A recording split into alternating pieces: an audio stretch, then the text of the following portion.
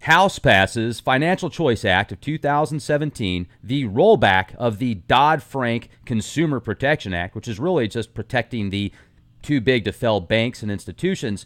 Well, it was passed in quadruple overtime in the game of the House vote 233 to 186.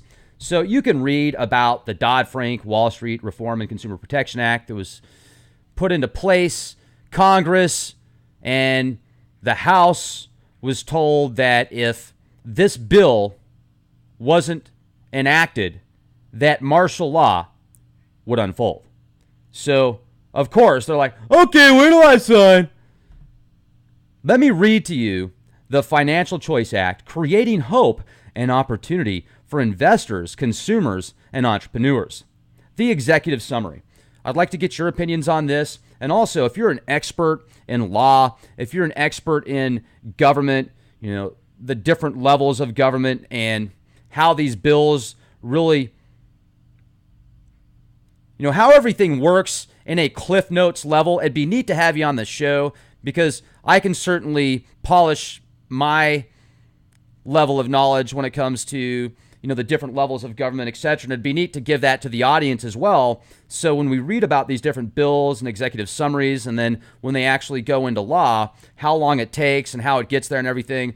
I know we all probably learned about this in school, or at least we should have, but it'd be neat to just kind of get an update on it because it is 2017 now. And many of us have been out of school for quite some time, or at least the indoctrination education system.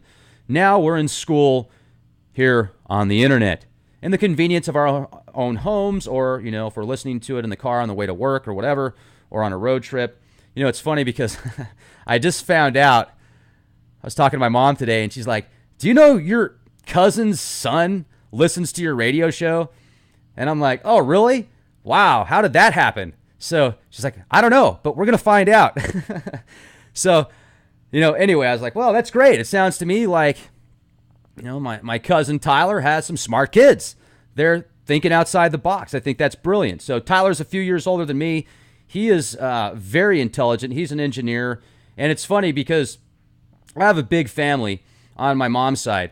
And actually, I'm on my dad's side too. But most of my cousins have very prestigious positions. And, my aunts and my uncles are, principals or engineers or architects, and work in different parts of the government with the Department of Defense and have high levels in the military and stuff like that. So it's kind of neat to grow up around them and then see where they go in life and stuff. And where I'm at now is just so far off of what they're doing, but it's pretty neat to see what goes on. I'm sure you've got similar stories. Everybody does. And the saying, everybody's got an uncle that does something. It's kind of funny how that works. But anyway, so the Financial Choice Act, I was divagating. I apologize. I know your time is very valuable. Here we go. Executive summary. The key principles. Economic growth must be revitalized through competitive, transparent, and innovative capital markets. Every American, regardless of their circumstances, must have the opportunity to achieve financial independence. Consumers must be vigorously protected from fraud and deception, as well as the loss of economic liberty. It all sounds good so far, doesn't it? Taxpayer bailouts of financial institutions must end, and no company can remain too big to fail. Systemic risk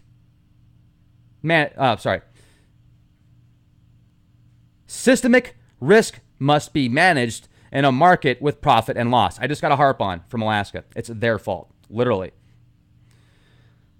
Simplicity must replace complexity because complexity can be gamed by the well-connected and abused by the Washington powerful, and both Wall Street and Washington must be held accountable. Now, obviously, they word this beautifully. I mean, this is a wonderful marketing pitch right here.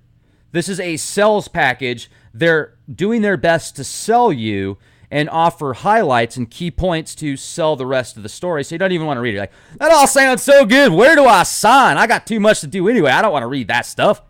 I got to go watch reality TV.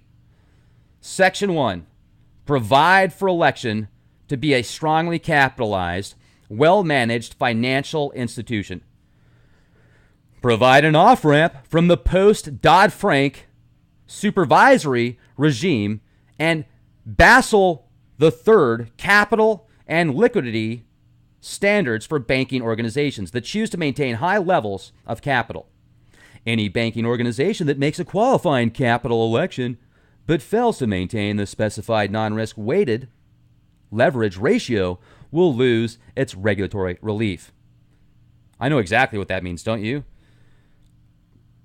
Permit banking agencies to conduct stress tests, but not limit capital distributions of a banking organization that has made a qualifying capital election. Require that the different sets of conditions under which stress tests are evaluated be made public and subject to notice and comment period. Exempt banking organizations that have made a qualifying capital election from any federal law, rule, or regulation that provide limitations on mergers, consolidations, or acquisitions of assets or control to the extent the limitations relate to capital or liquidity standards or concentrations of deposits or assets. Say that backwards 3 times really fast. Nanu. Exempt banking organizations that have made a qualifying capital election from any federal law, rule, or regulation that permits a banking agency to consider risk to the stability of the United States banking or financial system, added to various federal banking laws by Section 604 of the Dodd-Frank Act when reviewing an application to consummate a transaction or commence an activity. Section 2, in too big to fail and bank bailouts. Bingo! Get rid of that dog feces right there. That's donkey feces. That's big. Big shit. Retroactively repeal the authority of the Financial Stability Oversight Council, FSOC, to designate firms as systematically important financial institutions. Sci-fi, not Wi-Fi, ladies and gentlemen. Repeal Title II of Dodd-Frank and replace it with a new chapter of the Bankruptcy Code designed to accommodate the failure of a large, complex financial institution. Repeal Title VIII of the Dodd-Frank Act, which gives the FSOC authority to designate certain payments and clearing organizations as systematically important financial market utilities, FMUs, not FU, but FMU, with access to the Federal Reserve discount window, and retroactively repeal all previous FMU designations. FU, buddy! No, it's FMU. It's a little different. Pretty much the same thing, though. Bingo!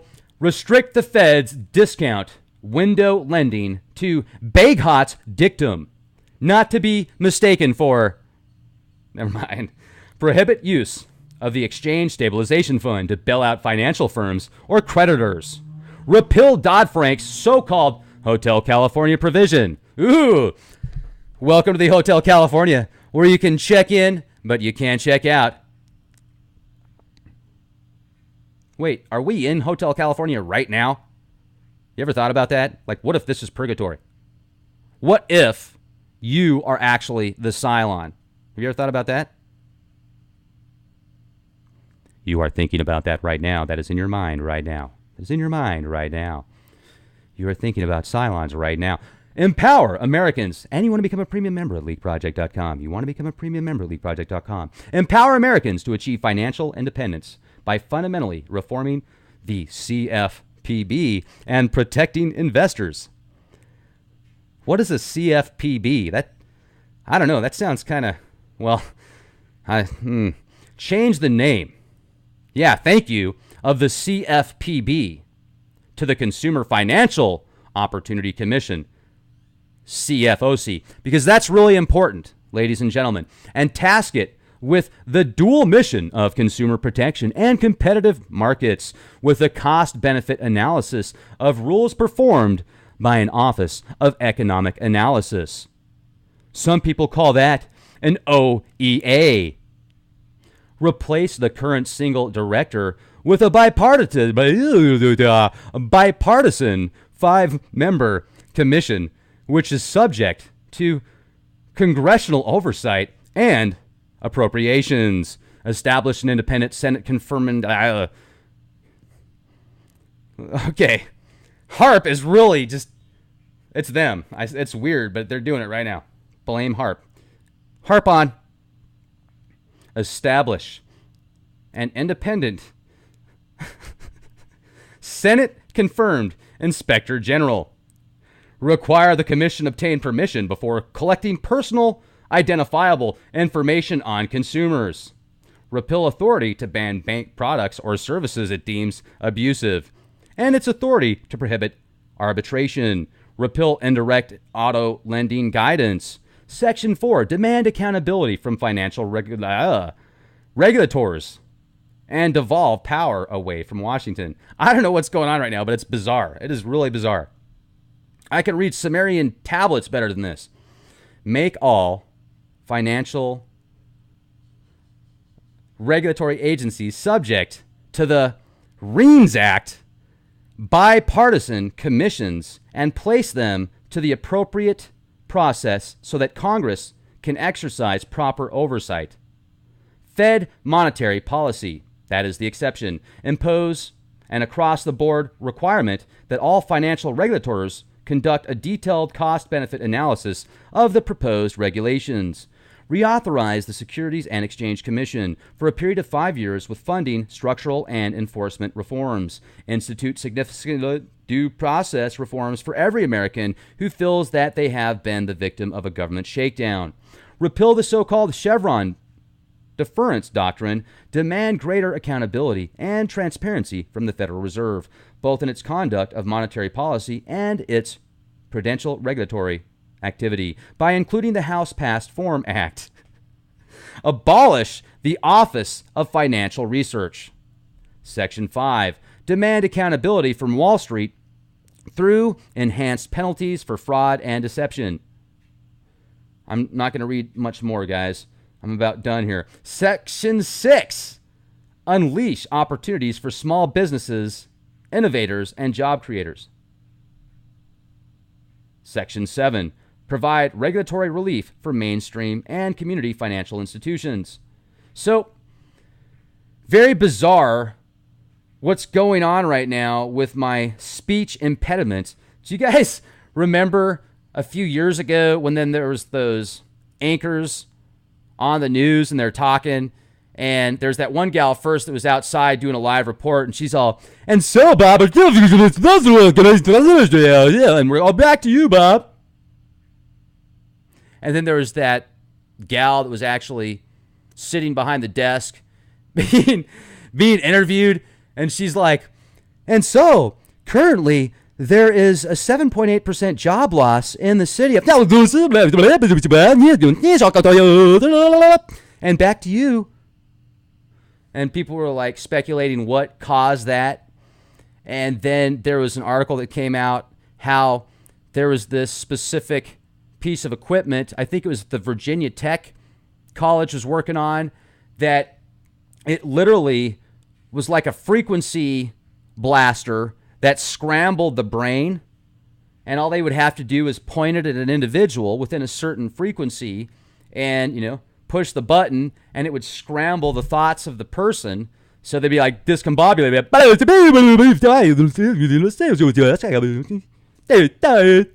And it was just, so maybe that's what happened, right? I'm just going to blame that.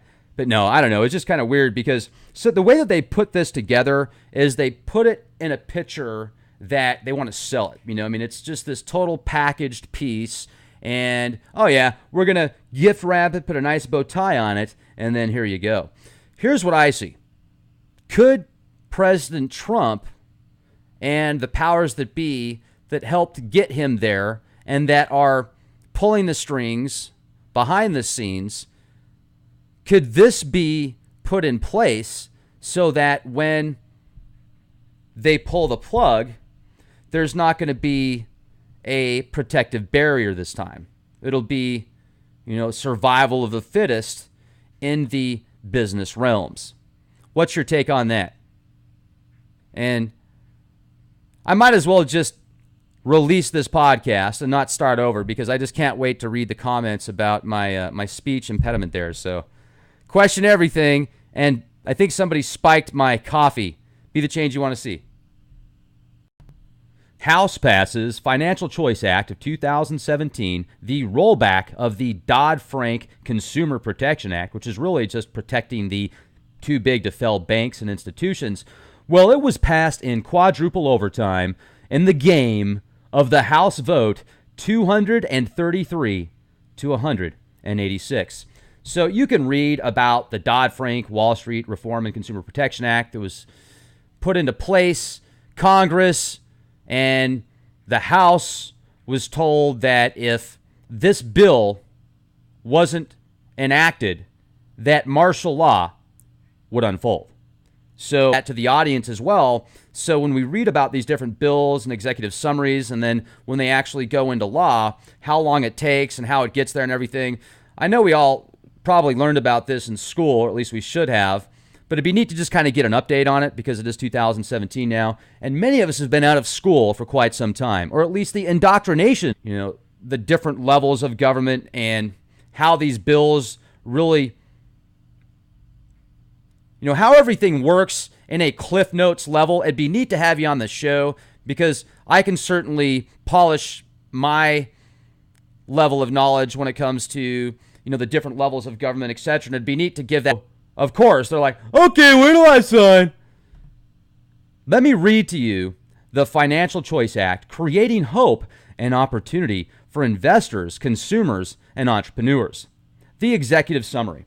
I'd like to get your opinions on this. And also, if you're an expert in law, if you're an expert in government,